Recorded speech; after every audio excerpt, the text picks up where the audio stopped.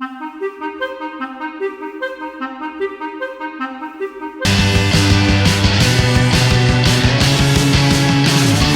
is it going, everyone? We are so glad to be back with you today. That's right. Each week, we promise to accept the most crazy, ridiculous challenges, no matter how crazy. And no matter how ridiculous. So, what do you got for us today? All right, let's see. Today's challenge is called 5-second scavenger hunt. For this challenge, 1,000 random items will be placed on the table. When it's your turn, you will have 5 seconds to find a particular item hidden in the chaos and point to it. That sounds super easy. All we have to do is point to the items that we need. I mean, how hard can that be? I don't know. It said there were 1,000 items.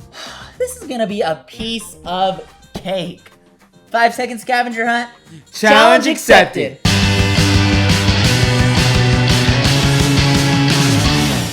Wow, there is a lot more items than I thought. I mean, they did say 1,000 was going to be on the table. Yeah, but in my mind, 1,000 it's more like 20.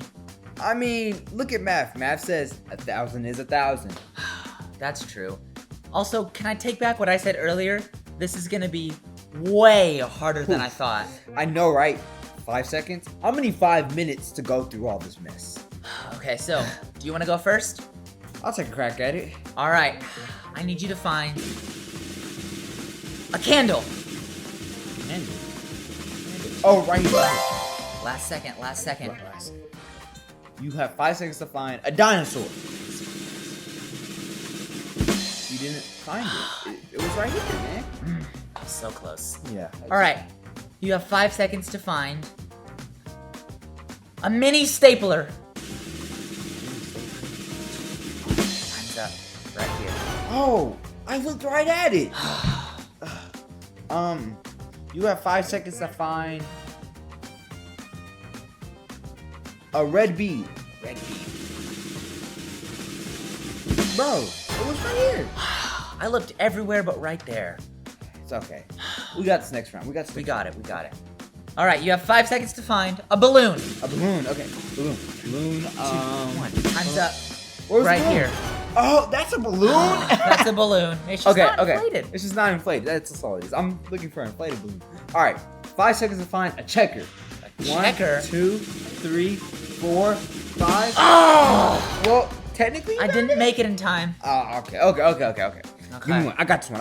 Alright. Let's get it. You have 5 seconds to find a marshmallow. A marshmallow. Time's up. Where was the marshmallow? Hey, I couldn't see that. That's behind the baseball. I got you. That one tricked you. All right, you have 5 seconds to find a card. A card? 2, 3, 4, 5. Since you want to play the same trick on me, I played the same trick on you. Couldn't see that. This is so hard and I always get so nervous. Look, calm down, man. It's not that serious. Don't get frustrated over it. I'll tell you what. Let's just take a pause to calm our nerves, and they can listen to the Bible story. That sounds like a really good idea. In today's story, you're going to hear about a time God's people needed something really badly, and God gave it to them in a crazy way. Okay. I think I just need a few more minutes to keep calming down. Look, man, I'm here for you. We can calm it down together.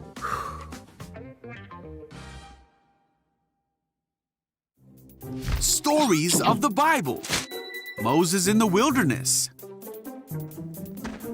This is Moses, who was an Israelite born in Egypt in a time when Israelite boys were not supposed to live. Wait, huh? Moses, however, grew up in the palace of the Pharaoh, the very man who was enslaving the Israelite people. When Moses grew up, he made a big mistake Oh. and fled Egypt Ah. to live with the Midianites.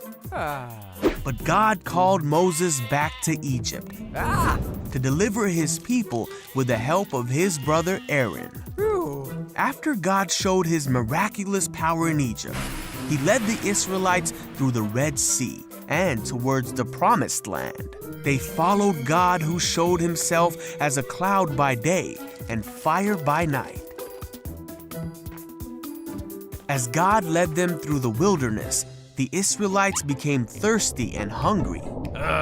They complained to Moses and Aaron and said, "If only we had died in Egypt." Huh? God said to Moses that he would provide for his people. Hey! Each morning they awoke and found manna for the day. What's that? And each night God gave them meat.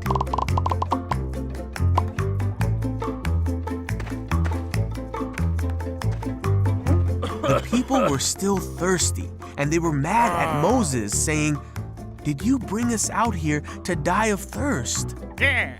So Moses cried out to God, and God told Moses to strike a rock, and water came flowing out of it for the people to drink.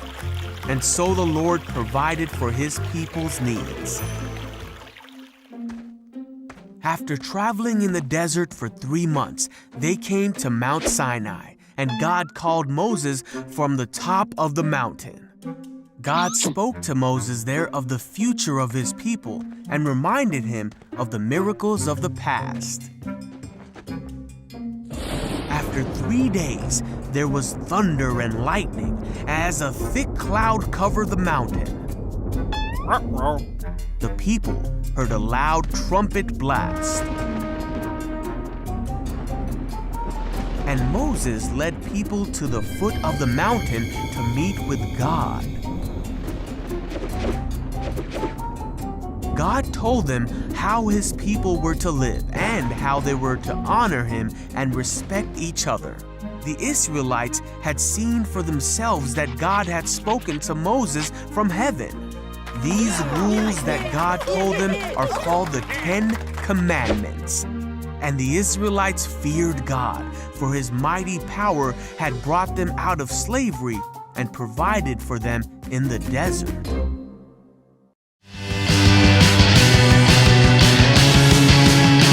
Okay, ready? I'm ready. Find a pencil. Right here! You got it. You did it. I actually did it! But you know, this challenge was a lot harder than how it sounded at first. I know, right? Who would have thought it would be so hard to just point at what we needed? You know, the amazing thing is that God doesn't just point out what we need. He'll actually give it to us. Wait, what are you talking about? Well, think about it. There are so many things we need each and every day in order to live. Like food, clothes, shelter, and love. And God consistently shows up day after day giving us what we need. Oh, just like in the Bible story. The people of Israel needed food to eat and God gave them something called manna. See, that story is so crazy. These people were wandering around the desert with nothing to eat, and then suddenly, bam! Food is everywhere on the ground. You know, I remember this one time my mom needed a blender.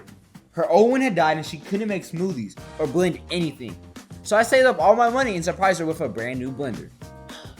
I bet that meant a lot to her. It meant the world to her. In fact, she says every time she sees it, it reminds her of my love. When we give someone what they need, it shows our love for them. When God gives what we need, it shows his love for us. This week, our challenge to you is to find a person who maybe needs help with something. Maybe it's a friend who needs help with school, or a kid on your gymnastics team who needs help learning a flip. Take the time and help them with what they need. And then after you do this, stop and thank God for giving you everything you need as well. Well, that's all the time we have for today. We'll see everyone here next time at Challenge accepted.